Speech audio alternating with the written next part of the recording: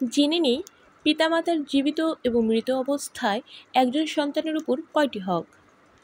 একজন সন্তানের উপর পিতামাতার জীবিত এবং মৃত অবস্থায় 14টি হক। প্রথমে আসুন জেনে নেই পিতামাতার জীবিত অবস্থায় কয়টি হক সে সম্পর্কে। পিতামাতার জীবিত থাকা অবস্থায় একজন সন্তানের তার পিতামাতার প্রতি 7টি হক। একজন সন্তানের তার পিতা ও মাতার জীবিত থাকা অবস্থায় তাদের প্রতি শ্রদ্ধাশীল হওয়া, মনে প্রাণে তাদেরকে ভালোবাসা, সর্বদা তাদের আদেশ মেনে চলা, তারা সুস্থ এবং অসুস্থ থাকা অবস্থায়ও তাদেরকে সেবা করা, তাদের যাবতীয় প্রয়োজনীয় পূর্ণ করা,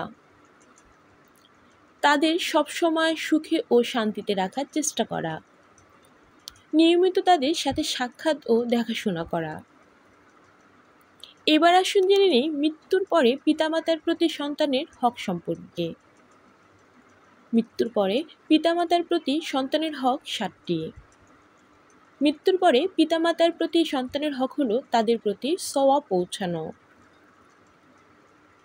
তাদের মাগফিরাতের জন্য দোয়া করা, তাদের সঙ্গী সাথী এবং আত্মীয় স্বজনদের সাথে সম্পর্ক রাখা, তাদের সঙ্গী সাথী এবং আত্মীয় স্বজনদের সর্বদা সম্মান করা এবং বিপদে সাহায্য করা। পিতামাতা জীবিত থাকা অবস্থায় তাদের কোনো ঋণ থাকলে তাদের মৃত্যুর পরে তা পরিশোধ করা এবং আমানত আদায় করা। শরীয়তসম্মত কোনো ওসিয়ত পূরণ করা, সাধ্যমতো কবর জিয়ারত করা এবং বেশি বেশি দান করা। শরীয়তসম্মত এই 14টি হক পূরণ করার সাথে সাথে আপনি চাইলে আরও কিছু হক নিজ ইচ্ছায় পূর্ণ করতে পারেন। যেমন আপনি চাইলে আপনার পিতামাতার নামে কোনো ভালো স্কুল প্রতিষ্ঠান, মাদ্রাসা বা কারো খাবার পানির ব্যবস্থা করতে পারেন।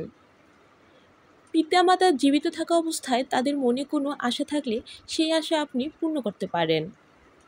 তাদের নামে কুরআন খতম এবং এতিমদের ও পথশিশুদের খাওয়াতে পারেন।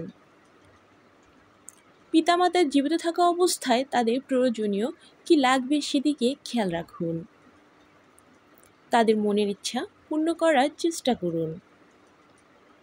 ভাইয়ে ভাইয়ে মিল থাকা এবং আত্মীয় স্বজনদের সাথে মিল থাকার চেষ্টা করুন। তাদের মৃত্যুর পরে আপনার সন্তানকেও তাদের কবর জিয়ারত করা শেখান। তারা জীবিত থাকা অবস্থায় যাতে সুস্থ এবং ভালো থাকে এজন্য মহান রাব্বুল আলামিনের কাছে দোয়া করুন এবং তার বংশধরদের প্রতি খেয়াল ও সম্পর্ক রাখুন।